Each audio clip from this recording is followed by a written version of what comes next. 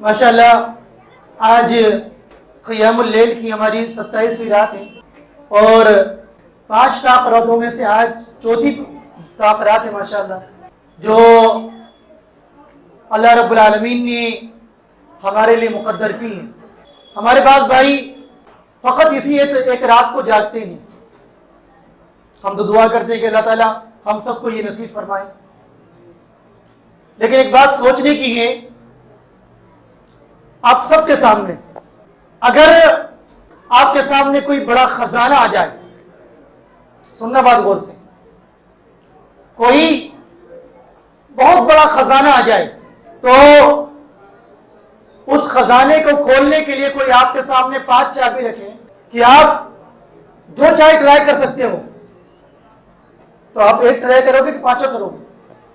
آپ کے لیے آزادی ہے بھائی۔ اگر اس نے شرط نہیں رکھی کہ ایک ہی جو ہے آپ کو ٹرائی کرنا، نہیں، آپ کے لیے آزادی ہے، آپ 5 ٹرائی کر لو، ان میں سے ایک تو ملنی ہے، ایک کھلے گی تو خزانہ انشاءاللہ آپ کو مل جائے گا۔ تو یہ سوچنا چاہیے۔ بہرحال تو 27ویں قیام اللیل کی مناسبت سے آج ہمارے درس میں 27واں پارہ ہے۔ دیکھیں 27ویں پارے کا آغاز اللہ رب العالمین نے وہی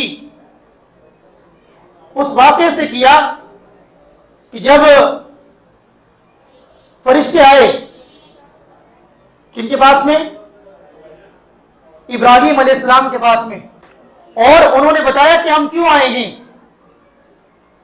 جب وہ آئے تو ابراہیم علیہ السلام پوچھ رہے ہیں ان سے، قال فما خطبكم ايها المرسلون، اے فرشتوں بلا بتاؤ تمہیں اللہ رب العالمین نے کیوں بھیجا گے، کس مقصد سے بھیجا گے؟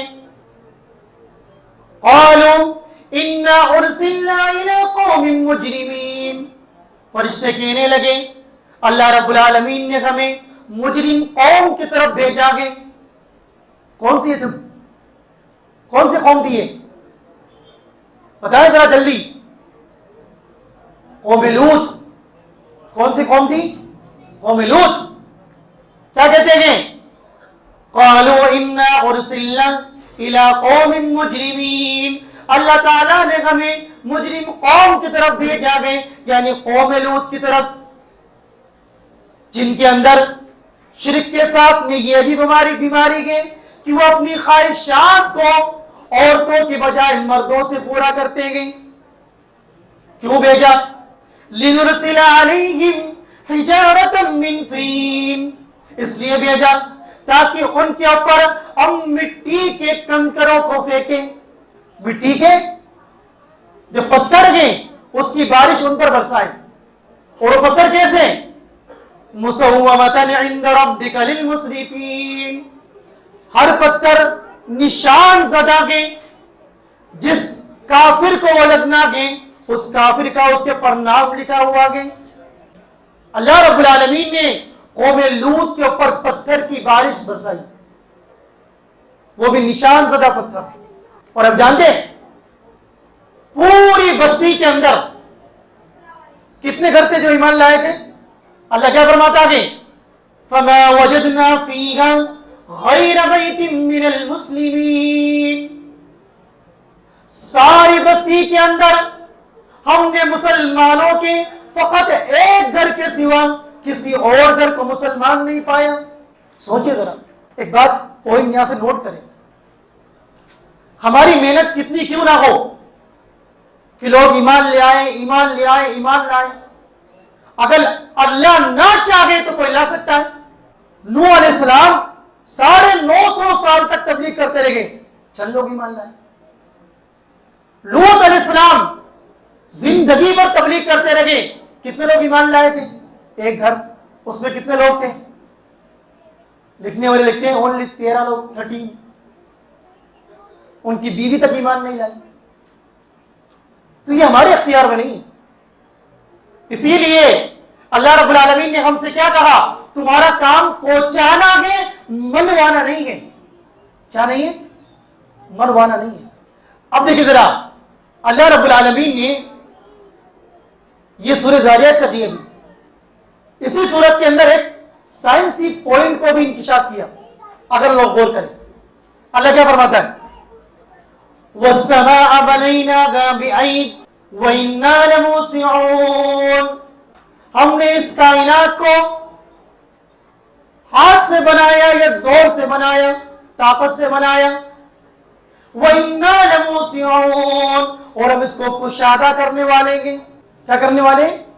کشادہ. آپ جانتے ہیں آج جو سائنس داں ہیں جو گیلیکسی کے اوپر یا کہکشاں کے اوپر نگاہ بنائے ہوئے تو وہ دیکھ رہے ہیں کہ یہ کائنات پھیلتی جا رہی ہے, پھیلتی جا رہی ہے, اختتام ہی نہیں ہے, ختم ہی نہیں ہوتی. کوئی آج تک اس کائنات کے آخری نقطے تک پہنچ پایا؟ یہ کائنات ہے. اچھا, اللہ نے آگے کیا فرمایا؟ اللہ نے کائنات کو کیوں بنایا؟ محمد نہ ہوتے تو کچھ بھی نہیں ہوتا. قوال کہتا ہے, کہتا کہ نہیں کہتا صلی اللہ علیہ وسلم. اللہ نے کیا کہا؟ وَمَا خَلَقْتُ الْجِنَّ وَالْإِنسَ إِلَّا لِيَعْبُدُونَ, ہم نے جنوں کو اور انسانوں کو میری عبادت کے لیے پیدا کیا. اللہ فرماتا ہے کائنات کے اندر جتنے جنات گئے, جتنے انسان گئے, سب کو اللہ رب العالمین نے اپنی عبادت کے لیے پیدا کیا. کس کے لیے پیدا کیا؟ لوگوں نے ایک موضوع حدیث بیان کر دی. کیا حدیث؟ لولا کما خلقت الافلاک, اگر تو نہ ہوتا تو میں کائنات ہی نہیں بناتا. موضوع روایت. اللہ رب العالمین نے اپنے نبی کو بھی اپنی عبادت کے لیے پیدا کیا. سارے نبیوں کو اللہ رب العالمین نے کیوں پیدا کیا؟ اپنی عبادت کے لیے, اپنی بندگی کی دعوت دینے کے لیے. اور ہمارا بھی مقصد یہ ہے کہ ہم اللہ کی عبادت کریں اور اس کے پیغام کو پہنچائیں. اب آگے چل کے سورۃ طور شروع ہو جاتی ہے. طور, طور جانتے ہیں نا؟ طور کس کا نام ہے؟ پہاڑ کا. پہاڑ کا نام ہے نا بھائی. طور پہاڑ کو فضیلت کیوں ہے؟ کیونکہ اللہ رب العالمین اس پہاڑ کے اوپر موسیٰ علیہ السلام سے ہم کلام ہوا تھا کہ نہیں ہوا تھا؟ کوئی طور پر, طور پہاڑ پر. اب آگے چل کے اللہ رب العالمین نے 5 قسمیں کھائی سورہ طور کے اندر شروع میں, اور ایک عظیم گھر کے اللہ تعالیٰ قسم کھاتا ہے. وہ کون سا گھر ہے؟ والبیت المعمور, قسم گئے بیت المعمور کی. کون ہے بیت المعمور؟ یہ وہ گھر گئے جس گھر کے اندر اللہ رب العالمین کی عبادت فرشتے کرتے ہیں. کون کرتے؟ فرشتے کرتے ہیں. اور سنیں, اگر اللہ رب العالمین دنیا کے اندر ہمیں نہ بناتا, اللہ تعالیٰ ہماری عبادت کا محتاج نہیں ہے.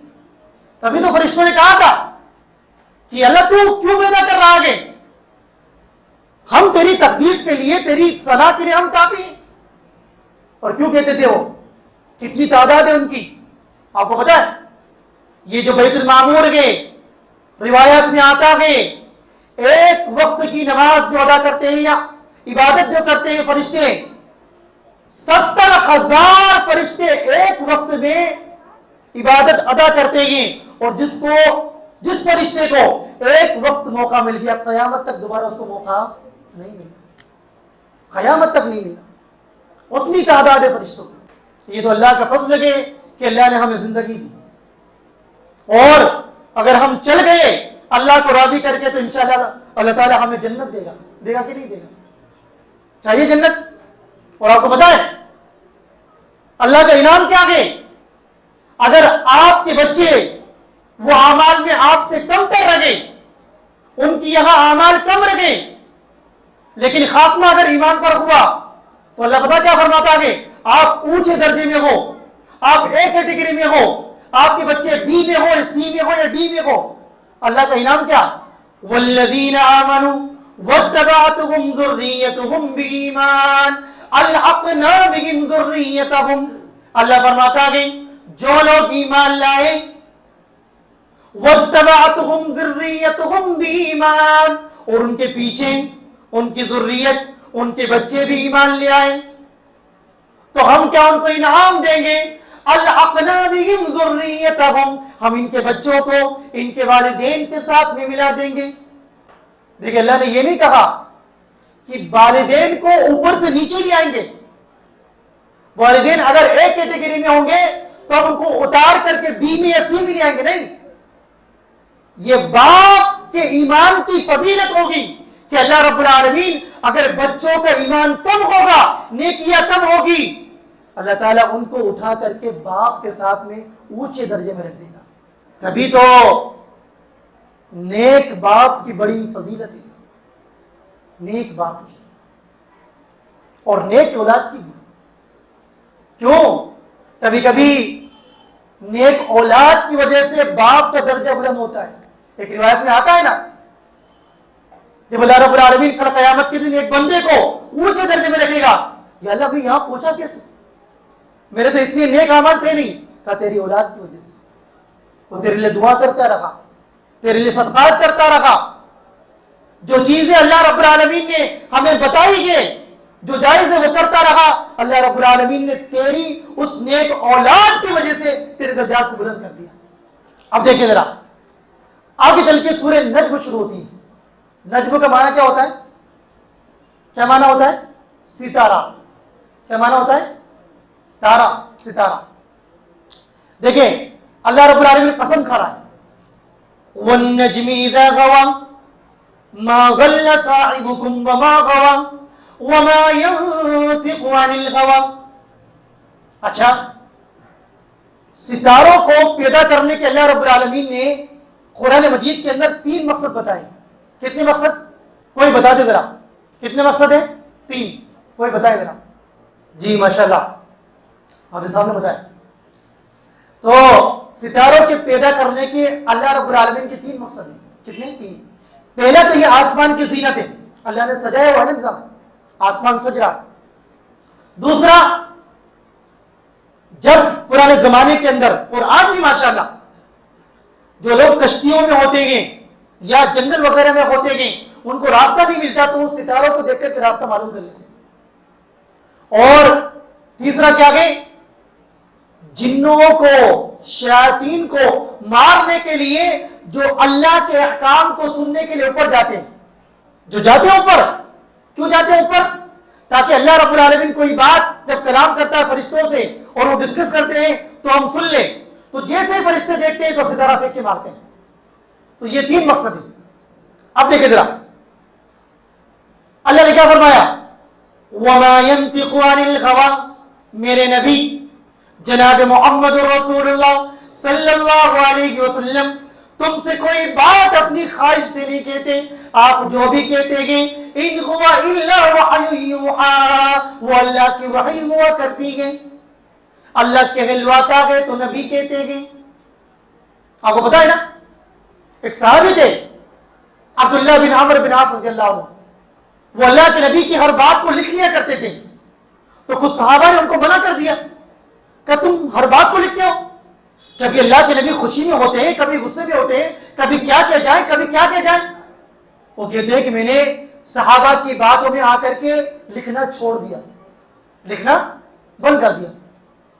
پھر کہتے ہیں میں اللہ کے نبی سے ملا صلی اللہ علیہ وسلم، اور میں نے اللہ کے نبی علیہ السلام سے اس بات کا تذکرہ کیا کہ میں آپ کی ہر بات کو لکھتا تھا، صحابہ نے منع کر دیا۔ اللہ کے نبی کیا فرماتے ہیں؟ کہتے ہیں یا عبداللہ اکتب فوالذی نفس محمد بیدی ما خرج منہ الا حق، کہتے ہیں کہ عبداللہ تو ہر بات کو لکھ لیا کر، کیونکہ اس منہ سے حق کے سوا کچھ اور نہیں نکلتا۔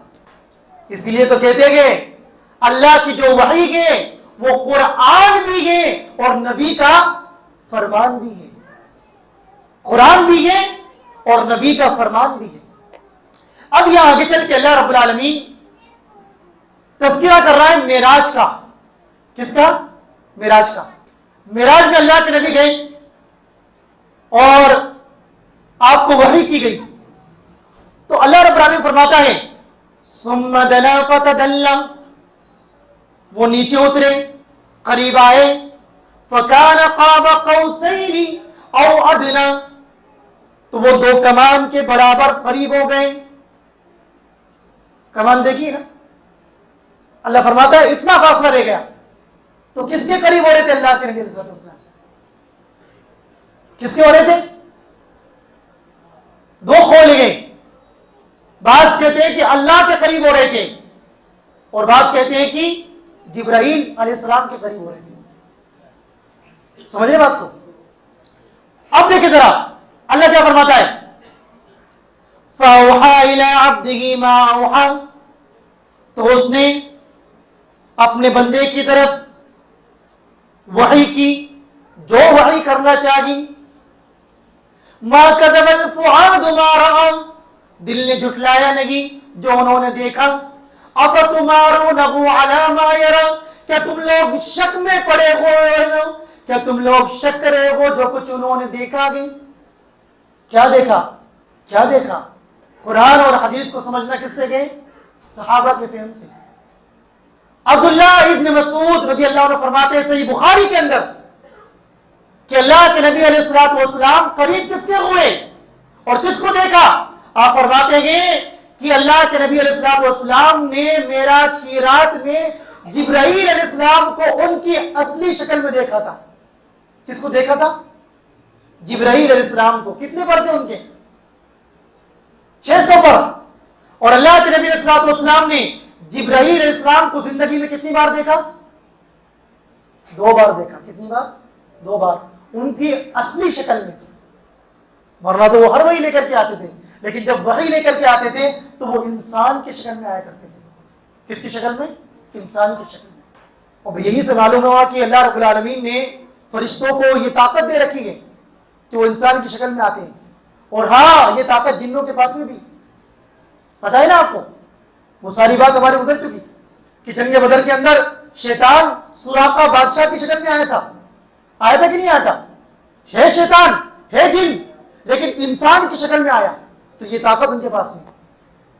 اب دیکھیں ذرا اللہ کیا فرماتا ہے, وَأَنَّ سَعْيَهُ سَوْفَ يُرَىٰ, قیامت کے دن انسان نے دنیا میں جو بھی کوششیں کی ہوں گی اپنی ساری کوششوں کو وہ دیکھ لے گا.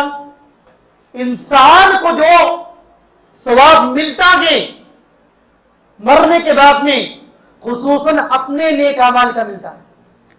کس کا ملتا ہے؟ اپنے نیک اعمال کا. اگر آپ کہو مولوی صاحب 10,000 روپے لے لیں, میرے ابا کے لیے 5 وقت نماز پڑھ دیں, مہینے بھر ثواب ملے گا؟ نہیں ملے گا. ہو سکتا کوئی لے بھی لے, کوئی لے بھی لے, میں پڑھ دوں گا, لیکن ملے گا نہیں. بہرحال اب دیکھیں, ہاں میت کو کچھ ثواب پہنچتا ہے ماشاءاللہ اگر ہم ان کی زندگی کی بات کریں. جیسے اللہ کے نبی نے کیا فرمایا, جو صدقہ آپ کرو گے اس کا ثواب ملے گا نہیں ملے گا؟ ملے گا. جو عمرہ آپ کرو گے یا جو حج آپ کرو گے اس کا بھی ثواب ملے گا, لیکن شرط یہ ہے کہ جو عمرہ کر رہا ہے یا جو حج کر رہا ہے اس نے پہلا اپنا عمرہ کر لیا ہو اور اپنا حج کر لیا ہو. سمجھ رہے بات کو؟ تو اس کا ثواب انشاءاللہ میت کو ملے گا. اور ہاں خصوصاً بچے کی دعا. اللہ کے نبی کیا فرماتے ہیں, اذا مات الانسان انقطع عنه عمل الا من ثلاث, جب انسان مر جاتا ہے ان کے اعمال کا سلسلہ ختم ہو جاتا ہے. الا من ثلاث, مگر 3 طریقے ہیں, 3 طریقے ایسے ہیں جس کی وجہ سے اب بھی ثواب ان تک پہنچ جاتا ہے. وہ کیا گئے؟ بصدقۃ جاریہ, صدقہ جاریہ. دنیا میں وہ کوئی کنواں کھدوا گیا, کوئی کتاب لکھ گیا, کوئی تقریر کر گیا, کوئی ایسی چیز کر گیا کہ لوگ اس سے زندگی میں فائدہ اٹھا رہے گے, اللہ رب العالمین اس کا ثواب اس میت کو دے گا. او علم ينتفع به, ایسا علم جس سے لوگ فائدہ اٹھا رہے ہوں اس کا بھی ثواب دے گا. نمبر 3, او ولد صالح يدعو له, نیک اولاد جو اس کے لیے دعا کرتی رہے. جب تک وہ اولاد دعا کرتی رہے گی اللہ تعالیٰ اس میت کو ثواب دیتا رہے گا. تو یہ 3 طریقے. اب دیکھیں آگے چل کے سورہ قمر شروع ہو رہی ہے. دیکھیں اللہ کیا فرماتا ہے, اقتربت الساعۃ وانشق القمر, قیامت قریب آ گئی اور چاند 2 ٹکڑے ہو گیا.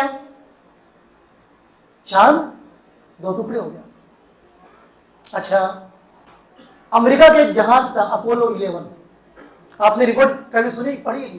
جب یہ پہلی مرتبہ چاند پر گیا تھا اپولو 11, تو اس نے چاند کی کچھ تصاویر کھینچ کر کے یہاں بھیجی ناسا کے اندر. تو وہاں کا انکشاف ہوا کہ چاند کے اندر بیچ میں ایک لکیر ہے, بیچ میں لکیر ہے. لکیر کیوں ہے؟ اب وہ تو حیران ہے, لیکن ہمیں کیا اشارہ ملتا ہے؟ اللہ نے قرآن میں کیا فرمایا؟ جب مشرکین نے اللہ کے نبی سے یہ کہا تھا کہ اگر آپ سچے نبی ہیں تو چاند کے 2 ٹکڑے کر کے دکھا دیں, اللہ نے یہ معجزہ اپنے نبی سے کروایا.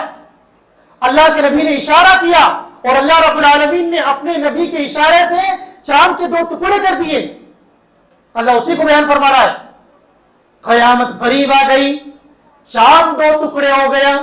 وہی یرو آیت یعرضوا ویقولوا سحر مستمر. یہ لوگ جب بھی کوئی آیت دیکھتے گئے, نشانی دیکھتے گئے تو اعراض کرتے گئے اور کہتے گئے یہ تو کھلم کھلا جادو گئے. اتنا بڑا معجزہ دکھانے کے بعد یہ قوم ایمان نہیں لائی. اچھا, چاند جب 2 ٹکڑے ہوا, حالانکہ اللہ کی ذات اس بات پر قادر ہے کہ وہ کسی چیز کو جب جوڑنا چاہے تو کوئی نشان کوئی عیب اس میں نہ رہے, لیکن یہ اللہ کی حکمت ہوگی. ہو سکتا یہ اللہ کی حکمت ہے کہ اللہ رب العالمین نے چاند میں لکیر کو رکھا جو اس بات پر گواہی دے رہی ہے کہ میں نے اپنے نبی کے ذریعے چاند کے 2 ٹکڑے کروائے, اور تم اس کو دیکھ رہے ہو, اس کو تم دیکھ رہے ہو. جیسے فرعون کی لاش ہے نا, فرعون کی لاش اللہ نے کیا فرمایا تھا قرآن میں کہ آج تیرے جسم کو ہم نجات دیں گے تاکہ تو بعد میں آنے والوں کے لیے نشانی بن جائے. اس کے جسم کو باقی رکھا کہ نہیں رکھا؟ رکھا نا باقی, لیکن جس کو ایمان نہیں لانا وہ نہیں لاتا ہے. اچھا, ایمان کون لائے گا؟ ہدایت کون پائے گا؟ جو قرآن کو پڑھے گا, جو قرآن کو سمجھے گا. اللہ نے کیا کہا قرآن میں؟ وَلَقَدْ يَسَّرْنَا الْقُرْآنَ لِلذِّكْرِ فَهَلْ مِن مُدَّكِرٍ. اللہ فرماتا ہے ہم نے اس قرآن کو آسان کر دیا نصیحت حاصل کرنے والوں کے لیے. کیا کوئی ہے جو اس قرآن سے نصیحت حاصل کرے؟ ہمارے یہاں کوئی پڑھنا چاہے, مولوی صاحب کے پاس جائے, مولوی صاحب قرآن پڑھنا ہے سمجھ کر کے, تو سمجھ نہیں سکتا, تو نہیں سمجھ سکتا. کیوں؟ کہ قرآن کو سمجھنے کے لیے 14, 15, 16, 17 علوم چاہیے. کہ مولوی صاحب آپ کو آتے ہیں؟ مولوی صاحب کو بھی نہیں آتے. 17 علوم لیتے لیتے خود مولوی صاحب قبر میں پہنچ جاتے ہیں, اللہ ماشاء اللہ. یہ اگر آپ دیکھو گے قرآن میں کوئی مشکل ہے سمجھنا. اللہ نے کہا اقیموا الصلاۃ. اللہ نے کیا فرمایا قرآن کے اندر؟ الحمدللہ رب العالمین, تمام تعریف اللہ کے لیے.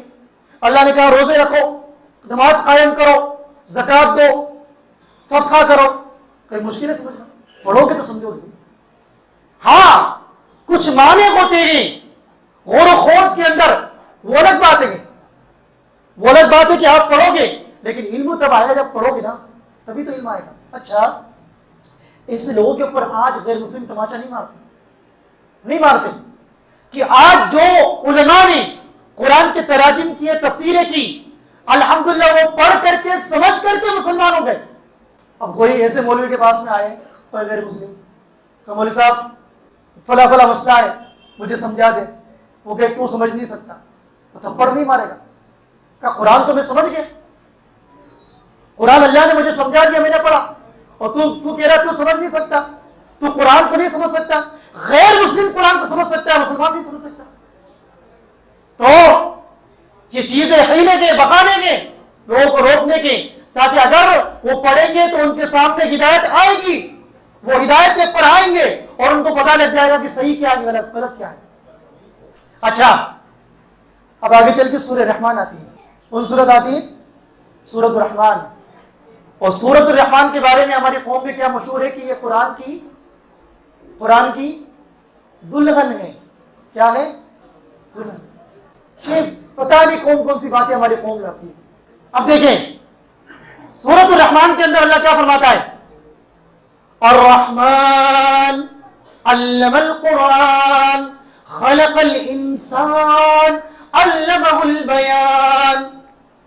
اللہ فرماتا ہے رحمان، اور یاد رکھنا یہ اللہ کی سب سے اونچی صفت ہے، سب سے اونچی صفت الرحمن.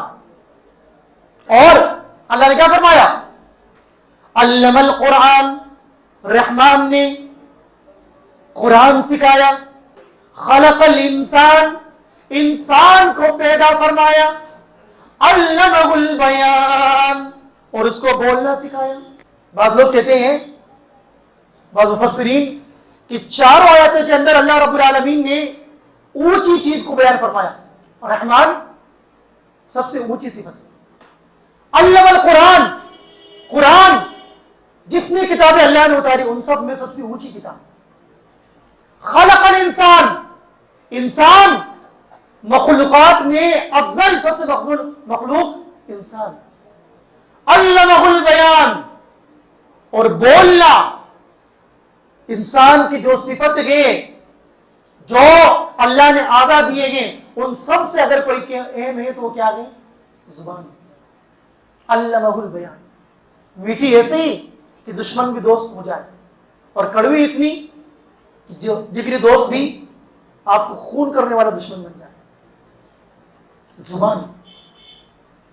اچھا، اللہ رب العالمین نے آگے ایک بات بیان فرمائی. دیکھیں دریا کا تذکر آ رہا ہے، دو دریا، مرج البحرین یلتقیان، دو سمندر گئے جو دونوں ملے ہوئے گئے، لیکن اللہ نے وہ نظام بنایا، بینہما برزخ لا یبغیان، اللہ نے ایک آڑ بنائی جس کو کوئی پار نہیں کر پاتا. میٹھے پانی کا دریا اور کھارے پانی کا دریا. آج کل تو ماشاءاللہ ویڈیو بھی آ گئی، لوگ اس مقام تک پہنچے اور لوگوں نے ویڈیو بنائی کہ دو دریا ہیں، ایک ادھر ہے اور ایک ادھر ہے، دونوں کے رنگ بھی الگ الگ ہیں لیکن ملے ہوئے گئے پھر بھی نہیں ملتے. یعنی جو میٹھا پانی ہے وہ کھارے پانی سے مل کر، کڑوے پانی سے مل کر کے کڑوا نہیں بنتا، اور جو کڑوا ہے وہ میٹھے کی طرف نہیں آتا. اور آگے اللہ کیا فرماتا ہے؟ یخرج منہما اللؤلؤ والمرجان، اللہ رب العالمین نے ان دریاؤں سے موتیوں کو نکالا اور جواہرات کو نکالا. یہ موتی دکھا آپ نے؟ موتی کے بارے میں لوگ کہتے ہیں یہ بنتا کیسے ہے؟ جب اللہ رب العالمین بارش کو اتارتا ہے تو یہ جو سیپی ہوتی ہے، سیپی، اس کا منہ کھل جاتا ہے اور اس کے اندر یہ قطرہ جاتا ہے اور پھر وہ موتی بنتا ہے بارش کے قطروں سے. یہ اللہ کا نظام. اور مارکیٹ میں آ جائے تو کتنا مہنگا ملتا ہے، ملتا نہیں. تو یہ اللہ رب العالمین نے موتی اور جواہرات ہمارے لیے بنائی، قیمتی. اچھا، کچھ شیعوں نے جو اس کی تفسیر کری وہ کیا کری کہ اللہ رب العالمین نے دو دریا بنائے. دریا کون ہے؟ دو دریا، علی رضی اللہ عنہ اور فاطمہ رضی اللہ عنہ. پھر کہتے ہیں ان سے موتی اور جواہرات نکلے، وہ کون ہے؟ حسن حسین رضی اللہ عنہ. منمانی تفسیر جو ان کے منہ میں آیا لگا دی، جو کہیں سے ثابت نہیں. سمجھ بات؟ اچھا، اب آگے چل کے اللہ رب العالمین سورت کے اندر آپ جانتے ہیں کئی ساری نعمتوں کا تذکرہ کر رہا ہے. اور فَبِأَيِّ آلَاءِ رَبِّكُمَا تُكَذِّبَانِ کہہ کر کے کیا کہتا ہے کہ تم اپنے رب کی نعمت کو، کس کس نعمت کو تم جھٹلاؤ گے. اللہ رب العالمین نے جنت کی نعمتوں کا تذکرہ کیا، حور کا تذکرہ کیا. اللہ کیا فرماتا ہے؟ حور مقصورۃ فی الخیام، جو اپنی نگاہوں کو جھکائے ہوئے ہوں گی. ایسی حور ہوں گی جو اپنی نگاہوں کو جھکائے ہوئے خیموں کے اندر ہوں گی. اچھا، ہمارے یہاں جو بعض ہمارے غنود بھائی ہیں غیر مسلم، وہ حوروں کو لے کر کے بڑی بڑی باتیں کرتے ہیں. کرتے کہ نہیں کرتے؟ کہتے نہیں بہتر حوریں ملیں گی تمہیں. لوگوں نے فلمیں بھی بنا دی بہتر حور کے نام سے، کس کو بدنام کرنے کے لیے؟ اسلام اور مسلمانوں کو. اچھا، کوئی ان سے کہے کہ تمہاری یہاں بھی تو 1000 افسر آئے اس کے اوپر بناؤ ذرا، تو پھر وہاں سے بھاگتے ہیں. جب ان سے کہا جاتا ہے کہ تمہارے یہاں جو لکھا ہوا ہے کہ 1000 افسرائیں دوڑی دوڑی آئیں گی، اس کا کیا ہے؟ تو پھر وہ بات ان کو نظر نہیں آتی. اور یاد رکھیں یہ جو 72 خور کا جو معاملہ ہے نا، یہ ہر ایک کے لیے نہیں ہے اگر دیکھا جائے. ہاں فضیلت ہے لیکن یہ شہداء کے لیے. کن کے لیے؟ شہداء کے لیے، شہیدوں کے لیے. عام کو 2 سے کام چلانا ہے. کتنے سے؟ مجھے ایک واقعہ یاد آیا. جنت کے اندر اللہ رب العالمین جو ہے دنیا کی بیوی بھی دیکھا نا. ایک مولوی صاحب تھے تقریر کر رہے تھے، تو تقریر کرتے کرتے انہوں نے کہا لوگوں جنت کے اندر تمہیں بڑی بڑی نعمتیں ملے گی. تم جاؤ گے ایک منزل کے اوپر تمہیں فلاں چیز ملے گی، دوسری پر جاؤ گے تمہیں فلاں چیز ملے گی، تیسری پر جاؤ گے فلاں چیز ملے گی. جب تم اور اونچے مقام پر جاؤ گے، تم جاؤ گے ایک خوبصورت عورت بیٹھی ہوئی ہے، تم غور سے دیکھو گے تو وہ تمہاری بیوی ہوگی. ایک شخص بیٹھا ہوا تھا ادھر، کھڑا ہو گیا، بیوی کا ستایا ہوا. کہا مولوی صاحب شرم نہیں آتی آپ کو؟ ایسی روایتیں بیان کرتے ہو؟ یہ روایت ضعیف ہوگی، صحیح روایت نہیں ہے. اور دنیا کے اندر جھیل نہیں پا رہے تو وہاں برداشت کرو آرام سے. تو ایسے لوگ بھی ہوتے ہیں. لیکن جو آپ کی بیویاں ہوں گی ماشاءاللہ، اللہ رب العالمین ان کو اور اچھا کر دے گا ہر اعتبار سے انشاءاللہ. وہاں نہیں مارے گی آپ کو، وہاں نہیں پیٹے گی بالکل بھی، وہ انشاءاللہ آپ کی خدمت کرے گی انشاءاللہ. پریشان مت ہو. تو بہرحال دعا کرے کہ اللہ رب العالمین ہم سب کو دنیا کی جو ہماری بیویاں ہیں اللہ تعالی ہمیں جنت میں بھی عطا کرے، کیونکہ یہ رفیقہ حیات ہے ماشاءاللہ اور اچھی ساتھی ہیں انشاءاللہ. اچھا آگے چل کے اللہ رب العالمین سورہ واقعہ شروع کرتا ہے. سورہ واقعہ، سورۃ الواقعہ کے اندر اللہ رب العالمین کیا فرماتا ہے؟ دیکھیں انہ لقرآن کریم فی کتاب مکنون لا یمسہ الا المطہرون. اللہ فرماتا ہے یہ قرآن کریم کے جو لوح محفوظ کے اندر گئے، لا یمسہ الا المطہرون، اس کو پاک لوگ چھوتے گئے. کون چھوتے ہیں؟ پاک. یہ امراض پاک سے کون ہے؟ فرشتے. فرشتے چھوتے ہیں. اب بعض لوگوں نے یہ مسئلہ نکالا کہ بھائی قرآن کو باوضو چھونا چاہیے. کیسے؟ بغیر وضو کے نہیں چھونا چاہیے. اور وہ لوگ قرآن کے اوپر اگر آپ نسخے دیکھیں نا تو قرآن کے اوپر شروع میں یہ آیت لکھی ہوئی آتی کہ نہیں آتی؟ لا یمسہ الا المطہرون، کہ نسخوں کے اوپر یہ آیت چھاپتے ہیں. دیکھیں بغیر وضو قرآن پڑھنے کا مسئلہ کیا ہے؟ دیکھیں افضل اور بہتر تو یہ ہے کہ آپ قرآن مجید کو وضو کر کے ہی پڑھیں. وضو کر کے ہی پڑھیں، یہ سب سے افضل ہے. ہاں اگر کوئی بندہ بغیر وضو کے پڑھ رہا ہے، نماز کی حد گئے، تلاوت گئے، علماء کہتے ہیں 3 چیزیں ہو جاتی ہیں. ایک آدمی وضو کر کے پڑھ رہا ہے، وضو بھی کیا ہے اور قرآن کی تلاوت بھی کر رہا ہے، 2 چیزیں حاصل ہوئی کہ نہیں ہوئی؟ وضو کی بھی نیکی اور قرآن پڑھنے کی بھی نیکی. اسی طرح اگر وہ پڑھ رہا ہے صرف وضو نہیں ہے تو کم سے کم پڑھنے کی نیکی تو مل رہی ہے. لیکن جو آدمی وضو بھی نہیں کر رہا ہے، پڑھ بھی نہیں رہا ہے، اس کی دونوں ختم، نہ تو وضو ہے نہ قرآن پڑھ رہا ہے، دونوں نیکی نہیں مل رہی. تو اس لیے قرآن کو پڑھیں، یہ بات ضرور سمجھے اس بات کو. اچھا آگے اللہ کیا فرماتا ہے سورہ حدید کے اندر؟ دیکھیں اللہ کی نشانی، یعلم ما یلج فی الارض وما یخرج منها وما ينزل من السماء وما يعرج فیہا. وہ جانتا ہے جو کچھ زمین میں داخل ہوتا ہے اور جو کچھ زمین سے نکلتا ہے اور جو کچھ آسمان سے اترتا ہے اور جو کچھ آسمان میں چڑھتا ہے. کس کا بیان ہو رہا ہے؟ اللہ کا. اللہ تعالیٰ ہر چیز کو جانتا ہے، اس کو ہر چیز کا علم ہے. کالی رات ہو، کالی پہاڑی ہو، کالی چوٹی ہو، اگر اس کالی پہاڑی کے کالی رات کے اندر کالی چوٹی چلتی بھی ہے، رینگتی بھی ہے، تو اللہ تعالیٰ اس کے رینگنے کی آواز بھی سنتا ہے اور اس کو دیکھتا ہے. اچھا اب اللہ تعالیٰ ایک بات یہ کہہ رہا ہے آگے کہ اللہ تعالیٰ یولج اللیل فی النہار ویولج النہار فی اللیل، کہ اللہ تعالیٰ رات کو دن میں داخل کرتا ہے اور دن کو رات میں داخل کرتا ہے. کیا مطلب اس کا؟ کیا فرماتا اللہ تعالیٰ کہ اللہ تعالیٰ رات کو دن میں داخل کرتا ہے اور دن کو رات میں داخل کرتا ہے. کیا مطلب؟ کوئی جانتا ہے؟ یہ کوئی قیامت کی نشانی نہیں ہے، عام چیز ہے. مطلب یہ ہے، آپ جانتے ہیں کبھی کبھی دن بڑے ہوتے ہیں، کبھی کبھی رات بڑی ہوتی ہے. تو جو وقت کبھی دن میں ہوتا ہے، جیسے ابھی ہماری اذان کب ہو رہی ہے؟ مغرب کی 6:45 تک مان لیں. سردیوں میں ٹائم اور کم چلا جائے گا نا. کتنا پہنچ جاتا ہے اور سردیوں کے اندر 5:30 6 تک، بلکہ گرمیوں میں 7:30 تک چلا جائے گا مغرب کا.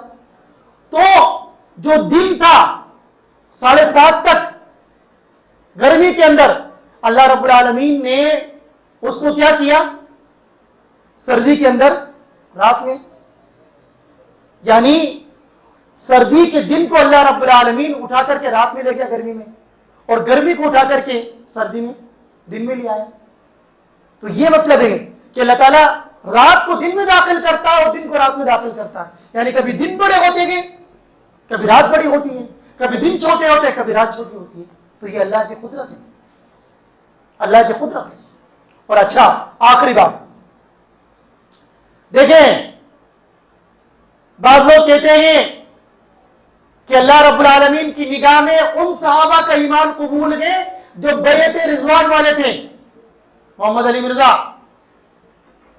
جیلومی کیا کہتا ہے کہ اللہ تعالیٰ سارے صحابہ سے راضی نہیں ہوا. کن سے راضی ہوا؟ جو بیعت رضوان سے پہلے ایمان لائے تھے. کتنے صحابہ تھے؟ ان کی تعداد کتنی بتائی جاتی ہے؟ 1400-1500. وہ کہتا ہے کہ بس اتنوں سے اللہ راضی ہوا، اور سے راضی نہیں ہوا. اللہ نے کیا فرمایا سورۃ الحدید کے اندر؟ دیکھیں، ایک آیت ہے سورۃ الحدید کے اندر، اللہ رب العالمین نے اس کے اندر ایسا جواب دیا ماشاءاللہ کہ ہر انسان کے لیے وہ کافی ہے. دیکھیں اللہ کیا فرماتا ہے، لا يستوي منكم من انفق من قبل الفتح وقاتل. تم میں سے وہ لوگ جنہوں نے فتح مکہ سے پہلے اسلام قبول کیا.